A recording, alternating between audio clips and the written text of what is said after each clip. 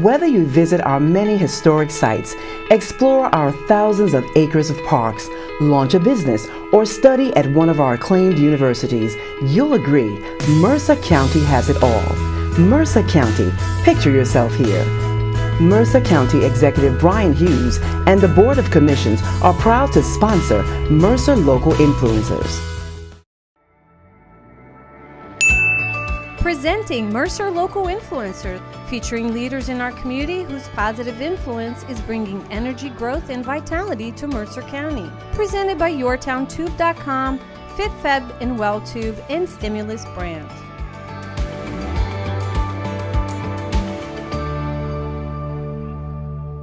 Welcome, Mercer County. Welcome to the set of Mercer Influencers. Today we have a special guest, Merodie Hancock, president of Thomas Edison State University. Welcome, Merodie. Thank you for coming to the show. Glad to be here. Well, Merodie, we've been talking for a while, and it's great to have you here on the show. And I wanted to ask a little bit about, I read once that you said that education is the gateway to personal and professional growth, and you represent an organization that's keyed into that. But I'm interested in asking you about sharing your own path in your educational life. Certainly, that seems like a great place to start. Probably like a lot of people, I was traditionally educated, went to a small women's college, on to a small graduate school. I graduated quite young. I had my MBA at 21. And then went out, married a military man, and I will say you marry into the military. Folks don't, you don't just marry the person. And so we were transferring around, and my MBA was in finance, thought that was the place I was going to go. And then I had the opportunity to start teaching on a military base, which was a whole different experience for me because everything I had done had been, like I said, I was very traditionally educated, went through as a full-time student, and suddenly I was teaching economics to these service members who were living the world. And education just became alive for me in a whole different way. And I remember probably one of the most poignant memories in that was one of the early classes, and this was back in the day, I don't want to age myself, but back in the day when we lived and died by the Phillips curve. And if there are economists in the room, they know we don't quite live and die by that anymore. But I was explaining unemployment, inflation, and the inverse relationship between the two. Well, I was doing it to a whole lot of people who'd lived through stagflation and had lived through, and they understood that unemployment and inflation were not always neatly correlated. And they called me out on it. And I laugh and say, yeah, two things. I was never so unprepared to teach again, and I was hooked. I thought, this is so fun, having a class full of students who have experienced the world, who are giving up their very precious free time to go to school. And I started thinking about education a whole different way, and not as something that's obviously the next step in a pathway, but something that becomes just a huge opportunity. And when people come at it with experience, it's a whole different thing.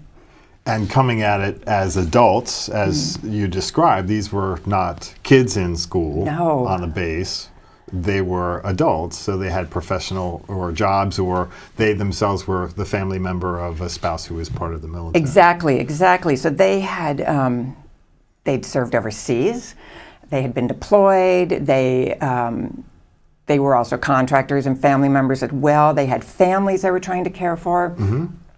I will say the other thing that it did is it put a little bit different onus of responsibility. When you have students who, I always say our adult students, there's the difference between adult students and traditional students. Adult students come from all over the place.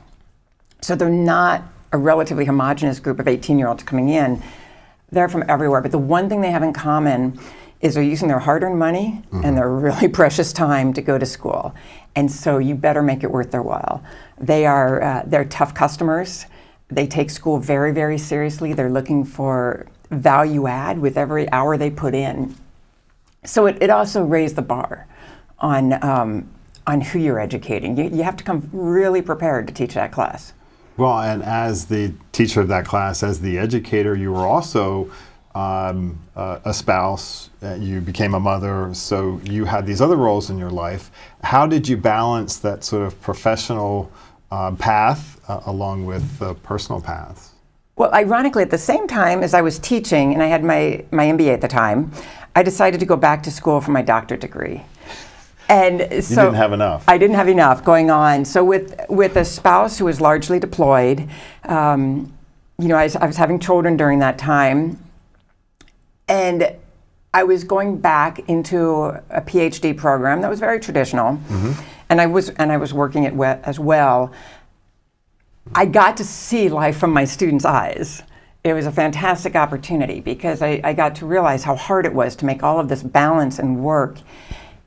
And I started to realize little tweaks that could be made that would just make it easier for that non-traditional student like I was. So it became almost, I felt like I was like in a living learning lab so much, because I'd be in class and I'd realize what worked or what didn't work. And I'd take it, at that point I'd also started being an administrator for Embry-Riddle Aeronautical University. And so I'd take it back and I'd say, how do we do this? Are we sure we're addressing these needs? And so we'd build it in and we'd keep learning on what works, what doesn't work.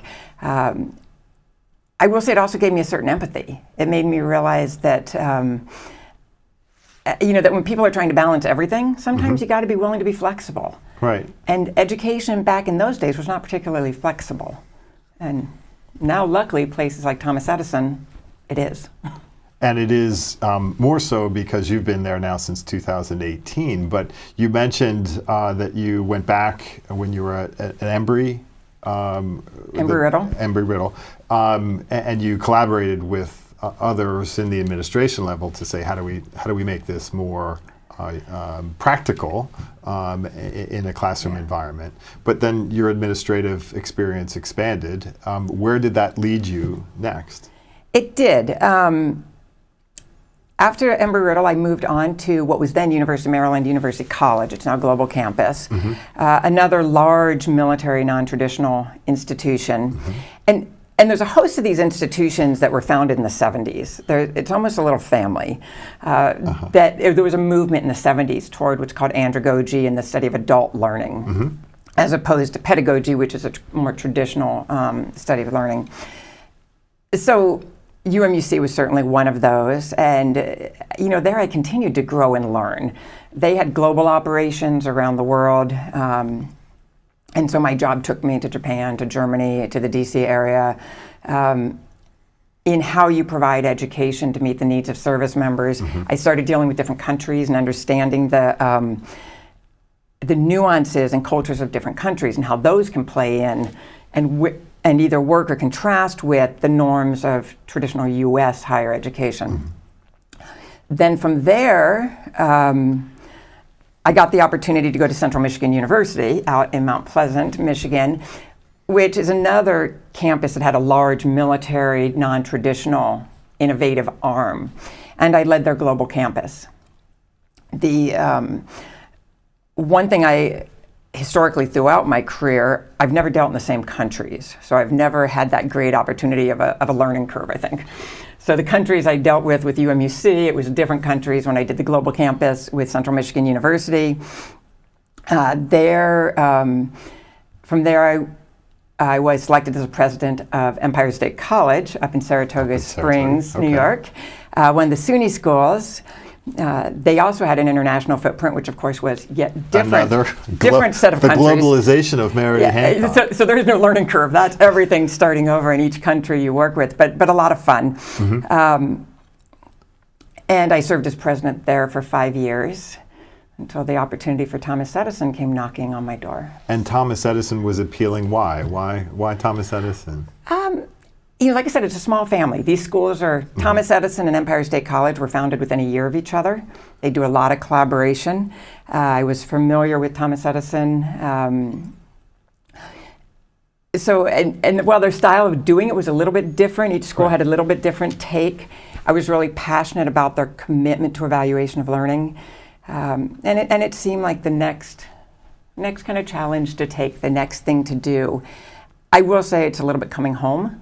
I've moved a lot in my professional life, but my parents, I tease a little bit. My mother married my father who raised me when I was about 6. He was retired military. My mother is the daughter of a Pan Am pilot. And so I think wanderlust was in their in their blood, so we would move quite a bit. Right. But I did spend a fair amount of my childhood in Burlington and Bucks County. So Your grandfather was in Bucks County? my grandfather was in Bucks County, yes. He actually was, he moved there in the early 1900s. So I did listen to you interview Aubrey Haynes, and I realized I've got a couple hundred years short of his legacy in the area. so appallingly short time, but he moved in the early 1900s, bought a place called Hard Times Inn off of River and Cuddalassa Road over in Bucks County, Lumberville. And he was a painter, and the Pennsylvania Impressionist painter. And he took a tremendous interest in the preservation of the Delaware Valley. So it's actually kind of neat. I was looking at a newspaper headline from the Trenton Times, I think at the time, almost 70 years ago today, where they did a piece on him, kind of long piece on him and his work in trying to preserve the Delaware Valley, both on the New Jersey and the Pennsylvania side. And I received an email a couple months ago from a woman who said, I credit your grandfather with keeping the highway off the Pennsylvania side of the river. And I kind of, to myself, thought, well, I wish he would have come to the New Jersey side because I really prefer we didn't have it on the New Jersey side of the river. But he was very active. So I'd spend my summers on the Delaware River. And so this area has an element of home because you have these preceding generations that were part of this. I do, yes. Well, it's a wonderful place for us all, and I'm so happy to have you here today. We're going to take a short break for a message from Tom McManaman at Stimulus Brands. We'll be back after a break.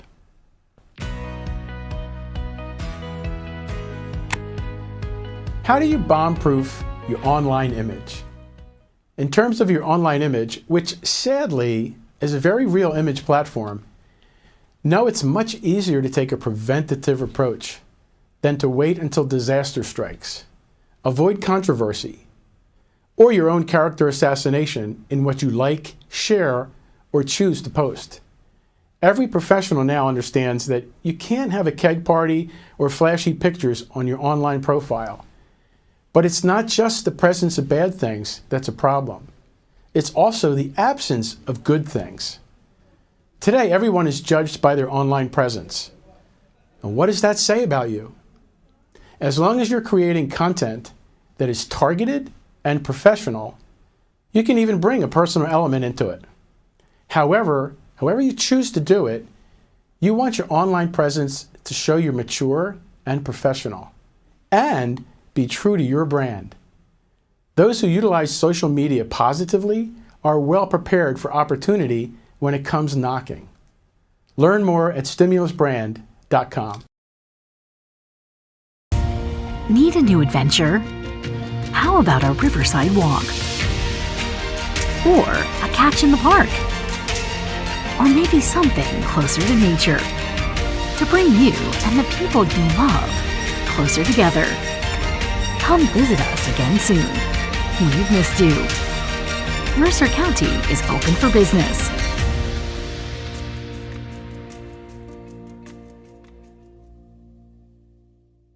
Local influencers is powerful. Mercer Local Influencers. Sharing is caring.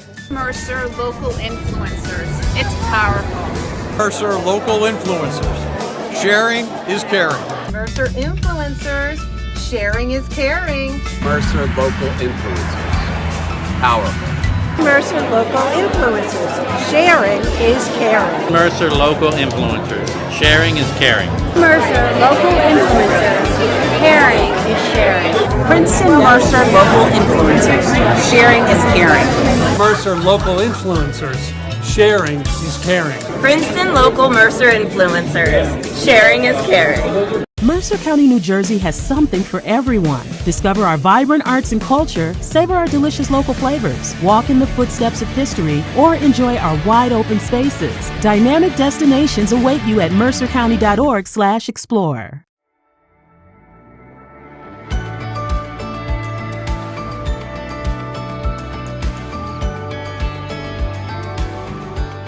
We're back on the set here with our guest, Merodie. Hancock. Merodie is the president of Thomas Edison State University. And Merodie, we were talking earlier about your journey here, but you arrived in 2018, pre-pandemic, and I've heard you say that industry alignment is a core element of what Thomas Edison State University is about. Could you explain a little bit about industry alignment? Certainly. Thomas Edison, it's in our DNA. There's two things that are in our DNA: assessment and industry alignment. Because our students are largely older, they're working professionals, they're very motivated. They want degrees that align today with what they're doing on the job. I always say for us, we have a little bit higher standard because our students aren't waiting 4 years to apply their knowledge. Our students are taking what they learn in the classroom the next day. And so it has to be very in tune with what's going on with industry. We have to make sure they're getting the skills they need, not just today, but that we're predicting a little bit into the future. And so to do that, we have to align with industry at every step of the way. We use subject matter experts, academics, and practitioners. We bring them together when we design courses, when we design programs, when we evaluate our learning. Everything is around what skills do our students need to succeed. And on the flip side of that, the other thing Thomas Edison does, I think a lot of people aren't aware of, is I'm using this, you've heard the term some college, no degree. That's people come to college and they drop out and they never get the degree. But there's also this huge group of people that I'm calling no college, some degree. And those are people who've had formal learning on the workplace. And most of us, you get a little life under your belt and you realize experience is one heck of a teacher. So a lot of our students go through formal apprenticeships, especially with the trades. They go through different types of learning. And we work with industry, we work with the trades, we work with different organizations to evaluate their learning. So actually, I guess at that point they're workers, they're earners, but they're also learners. And they have a transcript that they don't even know they have. So we partner with them in two ways. We partner in designing and we partner in evaluating. And the courses and the interaction with industry can run from the person who's welding to the person who's in the executive suite. Absolutely, and we get everybody. We have in all of our programs, we have associate through doctorate. All of them are, I say, pretty much professionally aligned. That's the core theme on ours, with the strong liberal arts core, but the fields are professionally aligned. And we do probably all of our students are very purposeful, as I said before. They all know they want this degree. We get people who've made their career, and this is something they've just always wanted to do. We get people who want to change careers. Right. We get the mix, but a lot of experience in our classes. Well, and Thomas Edison was just recognized as one of the top 5 online college or university programs. So congratulations on that recognition. But it's not something new. This existed pre-COVID. And I think many people have this picture of a state university as buildings, campus, classrooms, and what you've described is anything but that. I think one of your only programs that's in the classroom is the nursing program, I'll say. Exactly, yes. Nursing is our one on-campus program. Everything else is online. And we call it more of a digital learning experience because for Thomas Edison, we take content and knowledge from everywhere. And in today's world, we're finding ourselves increasingly moving away from static textbooks and having to look at what's on the web and what's out there and what are the resources available at any given time. So yeah, we've been doing it a long time. We have a very large investment in development of courses. We put a tremendous amount of work into them, in the content, in the digital services, and the way we assess, so that different types of learners can prove their knowledge in different ways. Whereas some schools make their investment in facilities and gyms and dorms and those type of things, we make ours into course development and making sure it's a really rich learning environment. And your students are often looking at the expense associated with degrees and saying, look, I want to do this not only to balance my time and to enhance my work life, but also want to do it on a budget. So there's a collaborative effort between the employer and the the learner or the student to, hey, keep this on real time at a real expense? There is, and a couple things come. One of the, where I talked about evaluating that credit, last year we brought in 66,000 credits for students, brought in 66,000 credits that they'd received on the job. If you equate that to tuition, that's $25 million in tuition dollars that they didn't have to spend. Now you'll hear me say it's $25 million in tuition dollars the university also did not get, but that's what we were founded for. That's our mission. The other neat thing about it, and we recently had our gala, and we honored two long-term partners, ETS and UPS. And UPS, one of their students spoke, who's done very well at UPS, and it was really, really touching to hear him speak about the partnership between UPS and Thomas Edison, and how to make this work, where he could be so strong on his job, so strong of a father and for his family, and so strongly involved with his academics. And that takes that industry partnership. That takes that collaboration to say, how are we going to do this? Well, and that's a collaboration that it sounds like in your life you experienced early on and wanted to enhance. So this seems like an ideal role for you at Thomas Edison. But it's not the only role that you have in the area. You've told me that you're also working on a number of boards, but one in particular, the Court-Appointed Special Advocacy Program, CASA? Yes. Did I get that right? You did get CASA right. And unlike, I'm a proud member of several boards, but CASA, I took a different role. CASA, I'm a volunteer, so a court-appointed special advocate. The CASA is for folks who don't know, and I may not get the history exactly right, but the idea is being the eyes and the ears of the judge in a children's life who's in the foster system. So there's a couple neat things about a CASA is it sticks with the child the whole time. Caseworkers can change, other appointed people can change, but CASA of Mercer and Burlington County, who I'll put just a shameless plug out for, and they're looking for more volunteers, they commit you to the child, so you don't leave. The child knows you're going to be there. And you're really interested in what's in the best interest of that child. So I've had a couple children now. I've had a newborn. Wow. And I have an older young lady now who I've been with for several years. I've done everything from speak to doctors. I've spent the day at a community college, integrating their interests, showing them around and meeting with personnel and staff and trying to help them learn about that. You go to court, obviously, when they're there to speak, to fill in if you think something's missing. And I've learned so much. I have learned so much. And I've had people ask, say, how can you do that? And I have to tell you, it's heartbreaking in some cases, but it's less heartbreaking than it is inspirational. I've met, the children are wonderful. I've seen parents really rally and step up and just be tremendous people and tremendous parents. I've seen, folks who work within the system with huge caseloads just bend over backwards for these children. So it can be heartbreaking on one front, but feeling like you're, however small of a little piece in that cog, helping it go, is a nice piece. And you said, how can you do that and balance the other things in your life? But maybe the question is, how can you not do that if you've gotten to know it? It sounds like a wonderful opportunity to, again, make accessible a number of opportunities, not just learning opportunities for families, because you mentioned parents are involved with that child through the court. But make those opportunities available to them. What's next for you in that work? Are you going to just continue with the 2, or are you going to take on 20? Well, you only have one at a time. Okay, great. No, they only have one at a time. So that's the other piece about it. And I have to say, the children, my current CASA, when she realized that, 1, I'm a volunteer, and 2, I only have her. And I remember her just saying, you prioritize me. It's like, yes, I do. You are my, that's where I'm focused.